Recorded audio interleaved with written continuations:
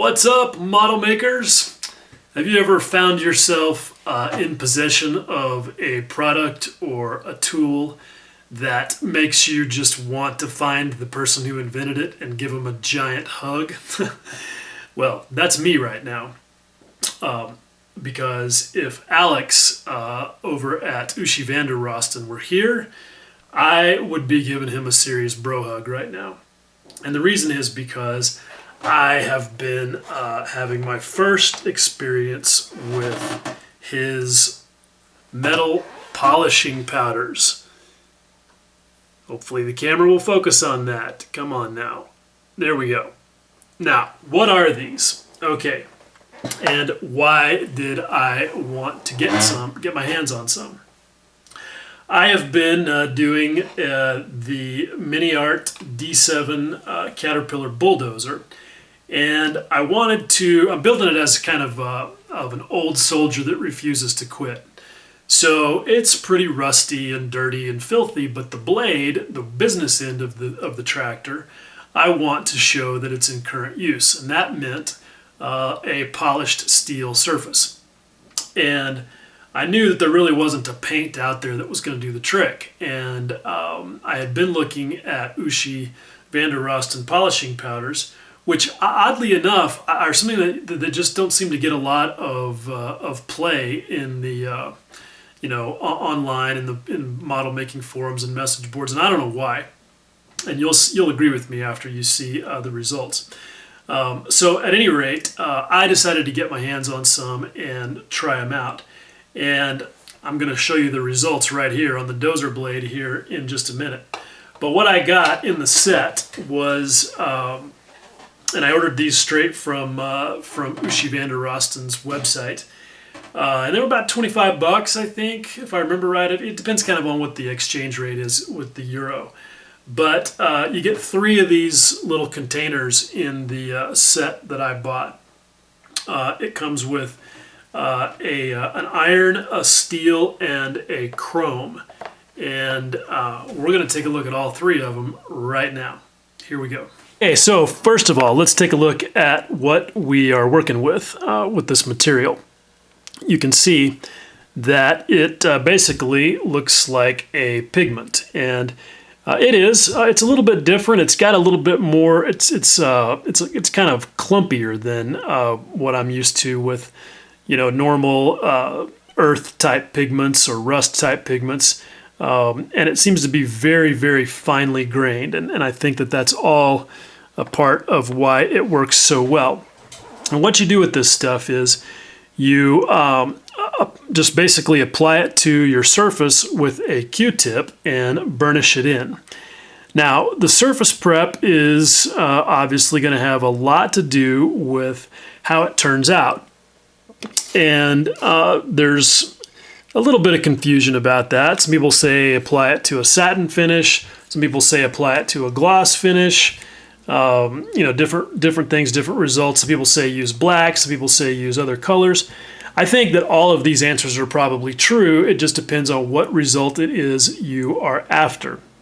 Now, I just happen to have here a very glossy and not so glossy black bench mule that I've used for lots of different things, and it's got various layers of black paint on it. But in this area right here, where I was doing some experimenting with polishing, I've got basically black primer covered over with U-Pol, which is a two-part clear urethane gloss.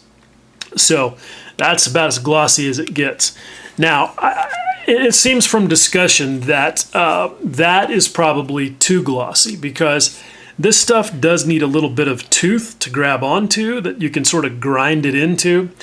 And so what I've done here is in this section here, I've gone and put a little bit of a burnish on it with my lovely little 1000 grit sanding pad. This is an Abralon pad from Merca, in my super duper little sanding shoe.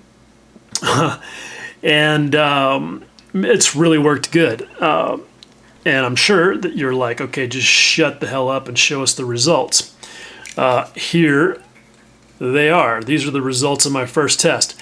And I really hope that the video camera will convey just exactly how incredible this stuff looks.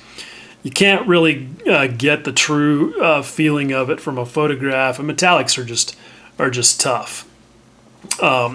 But anyway, let's take a look at how it actually works. How you put it on, and what what the basic technique is. Here's what I did, and I don't know that this is exactly right, but this is what I did. So I've got a Q-tip. I just get a little bit of this stuff on the Q-tip, just like that, and then you just start rubbing. I mean, it really could not be any simpler. And I'm putting quite a bit of pressure on this because I want it to be just super ground into that surface. And you can do this as many times as you want to. I don't know that doing it more times gets you a better result. I don't have enough experience yet, but I can tell you that even if it's not readily apparent from the video, that the more you do this step, the more burnishing you do, that the more the polish comes up on it. So let's take a look now and see. Again, hopefully you can tell exactly what you're getting there. I'll try and rotate this into all kinds of angles so that you can really get a feel for it. It's just a tough thing with metallics. Now, what I have here are the three different shades, which I said are the steel, the chrome, and the iron. Let's take a look at the chrome and see, so you can see the difference. They look about the same in the jar, but they definitely do come out a little bit differently. The chrome has a bit more of a bluer tint to it than the steel does. And I think you'll be able to see that right here when they're right next to each other. Now, one thing I do recommend, I've already learned this the hard way, is that when you're working with this stuff, that you do it over a towel like this, because getting it off your workbench is a little bit of a pain, because it does get ground into the surface. So just a word of caution there, that unless you want these sort of black smudges all over your bench top, it's better if you don't let it get scattered around. Now, here's kind of a test that I think will address something that a lot of people have wondered about this stuff, is how durable is that surface now? I've got here just a towel that's pretty clean, not 100% clean, but I don't want anybody to fault my methodology here, so let me find a perfectly clean portion of the towel. And okay, so we can see that is white. And now what I'm going to do is I'm going to just rub on this. And I'm not being shy. I'm rubbing with plenty of pressure. Okay, and that's how much has come off of that. And you can see that it's gotten even a little bit more burnished. Now let's take, now that I've done that much, let's take this section that's still clean, and let me burnish again. And let's see if any more of it comes off. And again, I'm not being shy with the pressure. Now, look at that. You can see how much less came off in my second pass at burnishing, and it is getting even shinier. And it's picking up the sanding marks a little bit. So again, that lends itself to that sort of burnished metal appearance. I think maybe in this area back here, I may be starting to polish all the way through it. I don't know. It's really kind of hard to tell because it is, because of it being metallic. Now, here's another good test. Let me take my fingertip and let's see what happens. Now, my fingertip is a little bit, maybe a little sweaty. I don't know. Got some fingertip oils on there, I'm sure. I can't really turn my finger that well to the camera. Let me do this side of my finger. So there you go. You can see there's just a little bit of sheen on my finger there that I've rubbed off. And in looking at it, it still looks really good. So I think that from a physical durability standpoint, that addresses a lot of what people would be wondering about.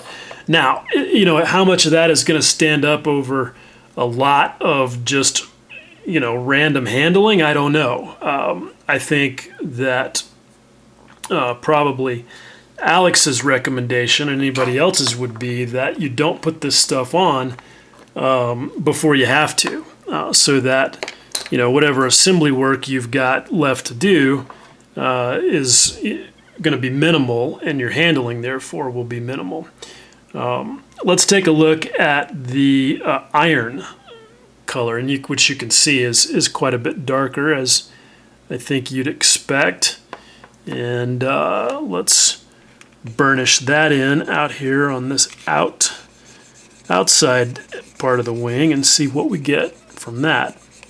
You can already see that pretty much as expected that it's a much darker color, and so this might be good for guns, things like that. I don't know. I'm already imagining all sorts of situations where this stuff is going to be really awesome. And I'm sure you could mix the powders to get, your own flavor if that's what you wanted to do. But, there you go. There's three distinctive shades right there that I think you could apply to just about anything. Now, here's a big question that I've had is, what happens when we start doing things to this stuff that might happen in the course of weathering? What's going to happen if you start using enamel panel line washes or various other things? Because I think ideally you would like to not have to put a clear coat on this to protect it. I'm sure that most people are going to want to, and that's understandable, but my strategy is always that if I don't have to, then I'm not going to, because I want to maintain that natural look as much as possible. So let's see here. I've got some panel line accent, some Tamiya panel line accent right here on the bench. I'm going to get that shaken up. And let me just put a little bit of it right here. Let's just flood this area. And I'm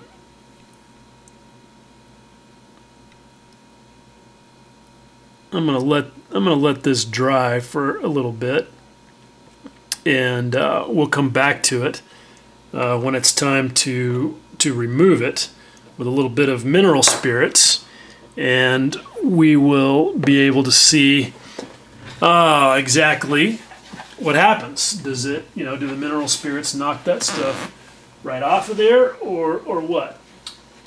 Now, in the meantime, I think another thing that is pretty obvious to ask is, what about decals? Because you might find yourself wanting to put a decal on top of this stuff. So I have just randomly grabbed a, these are the Cartograph decals from my Tamiya 1/24 scale 934 Porsche project that I'm also working on, and which I'm not going to use.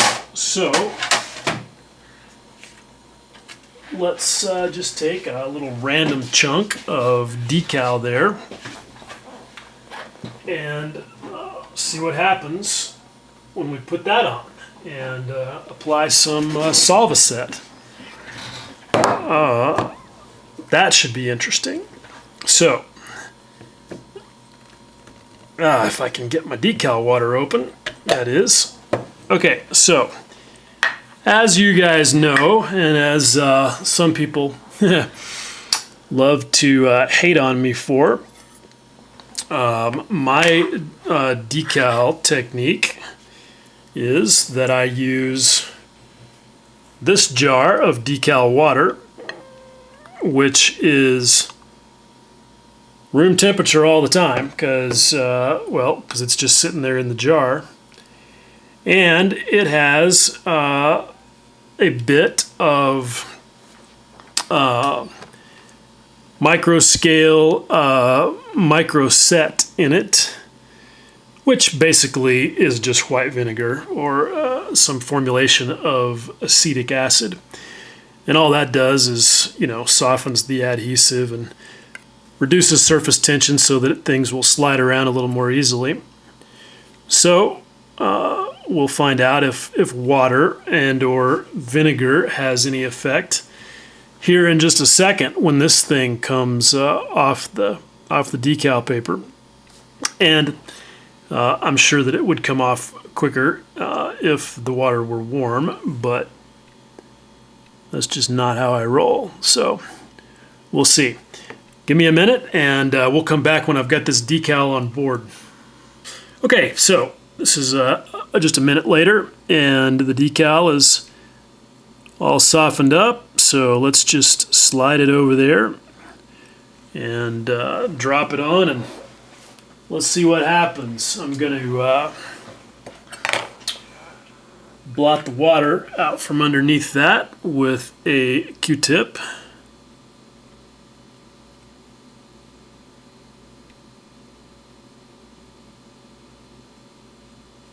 Okay, it's nice and stuck down there. Now, just out of curiosity, let's take this Q-tip. Okay, I've dipped it into the decal water. Now let's rub that around on this surface and see what happens. The answer is pretty much nothing. So water and a little bit of vinegar doesn't seem to have any effect at all, and that's good. That at least gets us the decal in place. But now let's find out what happens when we apply the decal hammer, which is, of course, my favorite Solvaset. Now, Solvaset is a pretty stout little combination of alcohols, and I have yet to find a decal that it will not bring to heel. But let's find out what happens when we apply some of that stuff straight out the bottle here, so you can see that I'm doing it right here. And let's just even go over here where there is no decal and just sort of brush it around and see what happens. Okay. I don't see anything obvious happening, but we're going to let that sit there for a while and just see what's up. And that should be also about enough time for this panel line wash to get nice and solidified. But what we might do to sort of accelerate the test is I have my jar of nasty, disgusting mineral spirits right here that I use for brush cleaning and sometimes for thinning oils and cleaning up washes and so forth. So let's just see. I'm going to just take the Q-tip, stick it in there. There might even be a little turpentine in this witch's brew. It's nasty. I don't, it's for brush cleaning for the most part, so I don't get too picky about what's in there. So there we go. There's some on the Q-tip. It's just, wicked in there. And let's see what happens. Are we going to be removing the metal powder? Okay, right here in the middle. And clearly the answer is yeah, we are. And that's not a huge surprise to me. I suspect that there is something in this stuff that is maybe a little bit like a wax or something that allows it to, to adhere and let you buff it out. And that is going to be, pretty readily dissolved by something like mineral spirits. Now, it doesn't appear that every bit of it got removed. I thought that I went clear through to the plastic there, but it kind of doesn't look that way. Let me get another Q-tip and we'll polish on that a little bit and see if it comes back up. Well, I can't seem to get my hands on a clean Q-tip. Here we go. This Q-tip is one that's been used before for burnishing off some a wash, but it's dried out. So let's just see what happens there. It definitely feels a little bit different in that area. The Q-tip sticks a little bit more. I don't know what that really means, but as you can see, I'm not polishing out that that blemish. So obviously that's going to be a consideration. Enamel weathering products. I think I'll go ahead and if I rub on those, they're dry enough that they're not coming off immediately. So what I'm going to do is just I'm going to put a little bit of mineral spirits on this same Q-tip, and I'm going to get rid of most of it by blotting it on this other towel. And then let's see if we can manage to remove the excess panel line wash without affecting the surface. So I'm just being real gentle and real quick.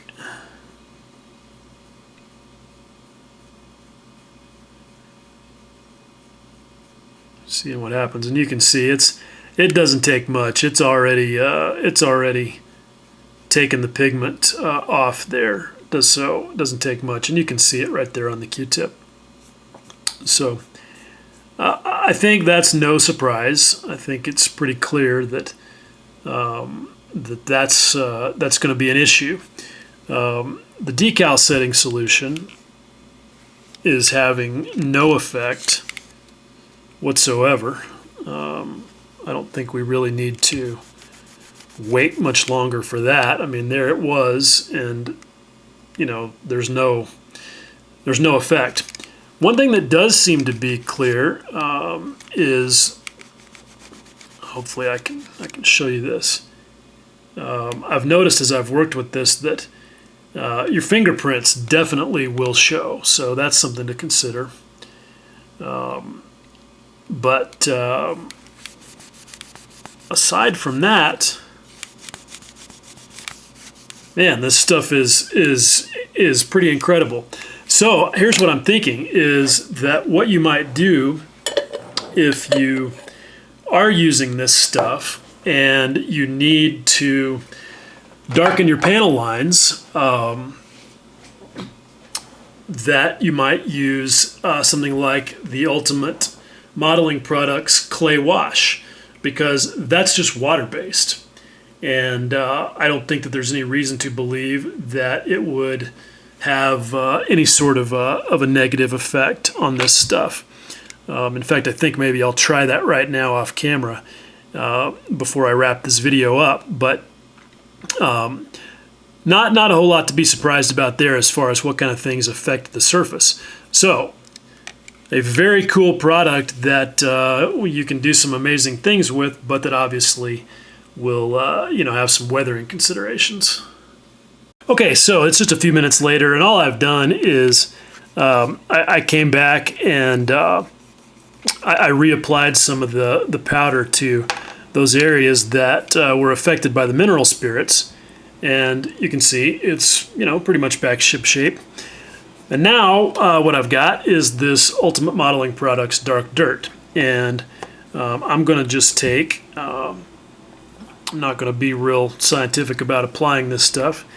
It's just clay and water, and I'm going to just, I'm going to just liberally put some of this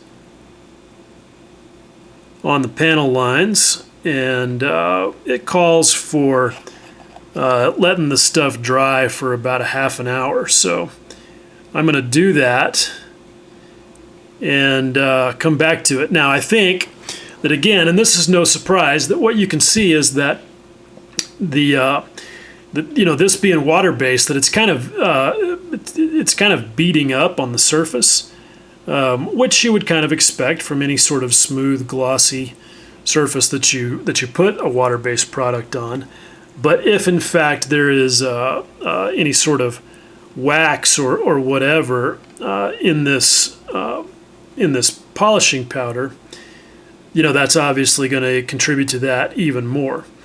So I think that we would definitely have to let this stuff dry fully, apply it liberally and let it dry fully to get the effect that we're after. So I'm going to do that.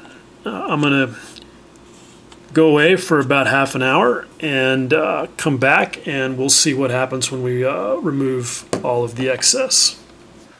Okay, so I've let this dry for a little bit, and it's time to remove the excess clay wash and see what happens. And all I do for that is just get a little bit of water on a soft rag,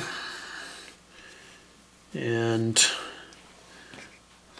you don't want too much because you don't want to completely reactivate the material and pull it right back out of the panel lines. And you can already see that because of the surface tension that I didn't get real good coverage.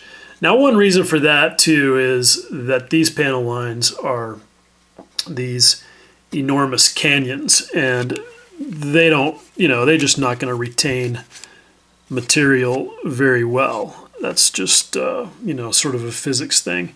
But anyway, I've just wiped that off, and I'll just go ahead and dry it, and we'll see what that looks like. So that's kind of a fail, but that's not because of the UMP not being a good product, because it is. It's just, again, these panel lines are so huge that it's difficult to keep anything down in there. I think if they were normal tight panel lines, that it would not be as much of an issue. But, again, you're dealing with water on a slick surface. So let's try something else that I have in my arsenal. Hold on one second. I have to fetch some things here. This is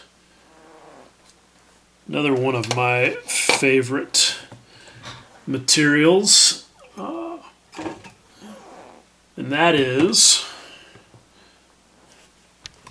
Winsor & Newton Indian ink. Now, this stuff I use for washes and stains quite a lot. And one reason that I like it is because it thins very nicely with alcohol. So what I'm going to do is I've actually got a cup where I had some mixed up yesterday. I just take and put a drop on the end of a stir stick, because really this stuff is super powerful. So I've got a couple of drops in there, and now I'm going to take some Ultimate Airbrush Thinner, which, you know, again is just an alcohol blend, and I'm going to add some of it, and just kind of shake and stir, so you can see kind of what the density of that is. And now I'm going to use that to fill in some panel lines, and let that dry, and then come back and clean it up, and we'll see how that works. I kind of have high hopes for this little part of the test, because we've already figured out that even a pretty aggressive alcohol blend like Solvaset doesn't seem to have much of an effect. And let's just be brutal about it. Let's just put a little bit of UMP alcohol thinner straight on there, and let's rub it around with a Q-tip, and let's see what happens, because that'll tell us right away what's going to go down. So what's happening? I'm getting some material removal, but not nearly as aggressively as I did with the mineral spirits. So there may be hope for this.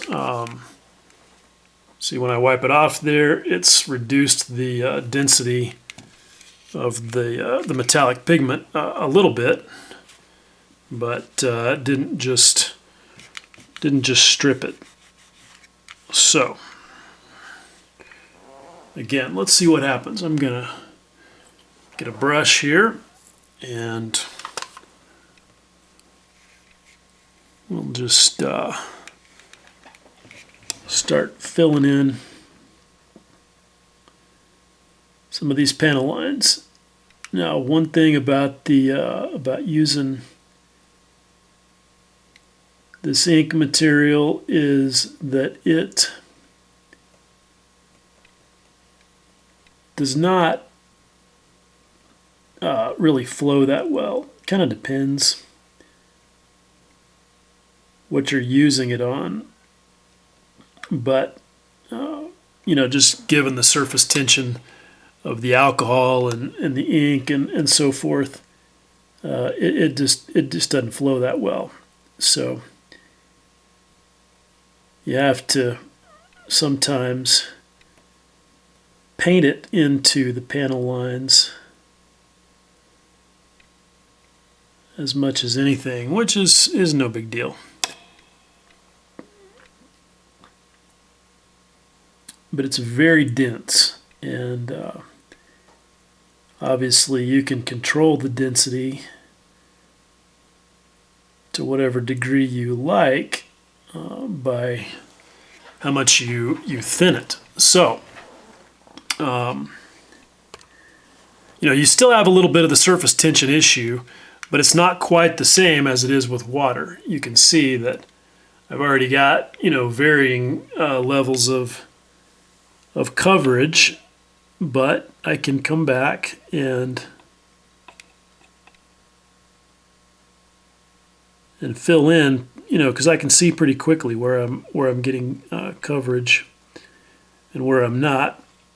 It's a little bit frustrating with all these panel line fillers, because they always look so great when they're wet and the density is really high, and then they dry out and you're like, wait a minute, where did all the black go that I just put in my panel lines? anyway, we're going to see here in just a little bit how well this stuff behaves when we clean it up. You know, see what kind of panel line coverage we get and what, if any, effect removing the excess has on the surface. In the meantime, while this is drying, I want to flip this over and try the pigment powder on a darker, not a darker, but a flatter finish, because that's been a question. Is you know, how is it different when you apply it to a matte surface as opposed to a glossy or a satin? So I'm using the chrome powder, and again, just getting some on this Q-tip and gonna have at it right here and see what we get.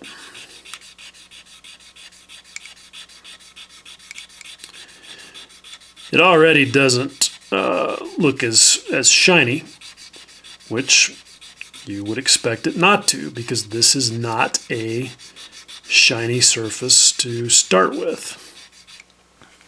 But it definitely is giving a good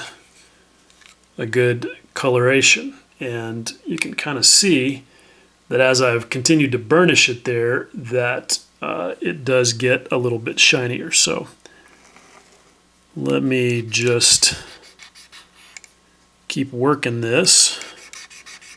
And again, I'm putting some pressure on it. I'm not being at all shy with the burnishing part of the technique, because I really want to know what we can achieve here. Okay, so there we go.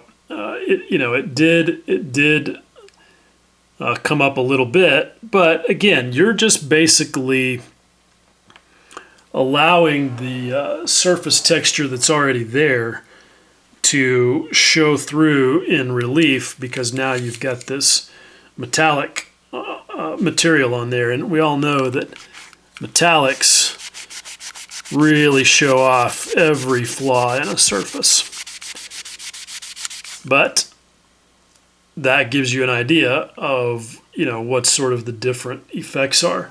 Let's see what happens back over on the top side over here. I've got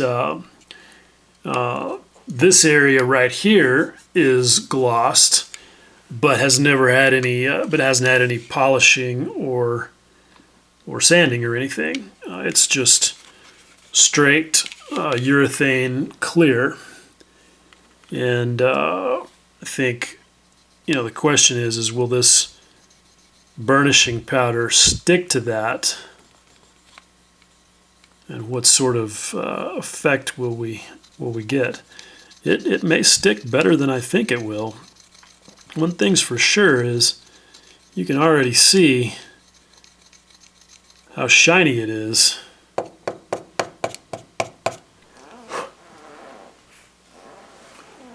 So you can see that right there. I mean, that is that's I'm not going to say it's chromy, because with a lot of these paints, like the all-clad high shine materials, their chrome finish, some of these other chrome finishes, they're called chrome, but what you end up with is really the look of polished aluminum. Which is great. It's just not chrome. Now, you can see what I'm left with here. I wiped that off with the towel, and most of the material came right back off. And I'm gonna reapply it and see what happens here. Again, so it's still, it still shines up.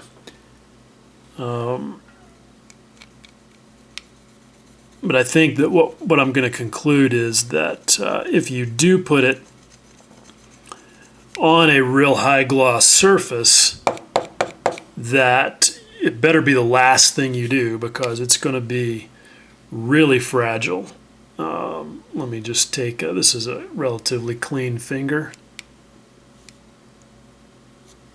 See, I'm definitely removing some material with my fingertip there. I mean, that looks mostly black. I mean, it's got a bit of a metallic sheen to it, but it's definitely not chrome. It's just mostly black. So I don't, I don't think that that's going to be a really a great technique. But now this alcohol-based panel line wash that I've created has, I think, dried about enough. And so what I'm going to do that I often do with that is, because it doesn't take a whole lot of moisture to remove that ink mixture, especially from a smooth surface. I just get this Q-tip and I just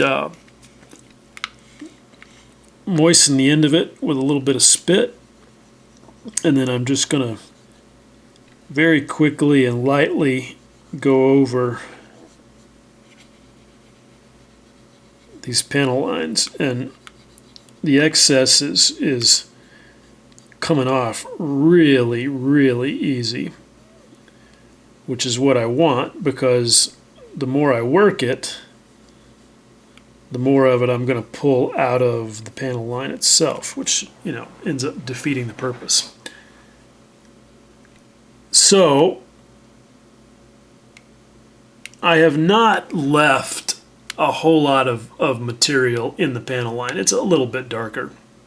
But again, I think the main reason there is because these panel lines are just so huge. They're wide and they're shallow, and so it is difficult to make anything stay in the bottom of them. But here's another trick. Let's try this. I've got, well, hang on, this one is too large. I've got here a micron 0.05 black archival ink pen. And I use them for detailing, making little rivet heads and bolt heads and things like that. But they'll follow a panel line.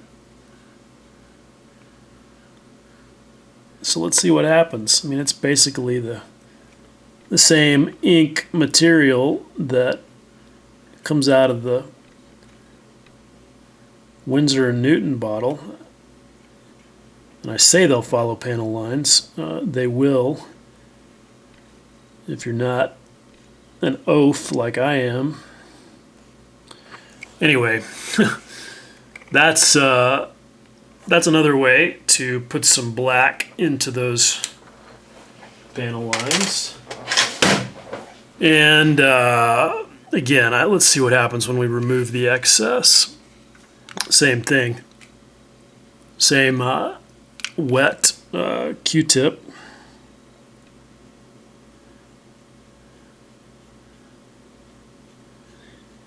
And I'd probably have better luck if I actually gave the ink enough time to dry.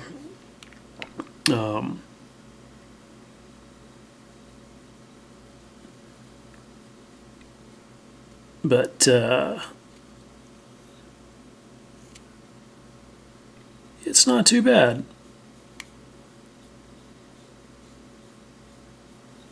I think you can see in that area I was able to, even with just such a quick and dirty little test, I was able to keep some black in those panel lines, and same thing back there. Not as much as I'd like, but again, if I let it dry for a while, then it would obviously cling in there a little bit better. So there are a few different ways to produce some panel lines on the metal burnishing powder.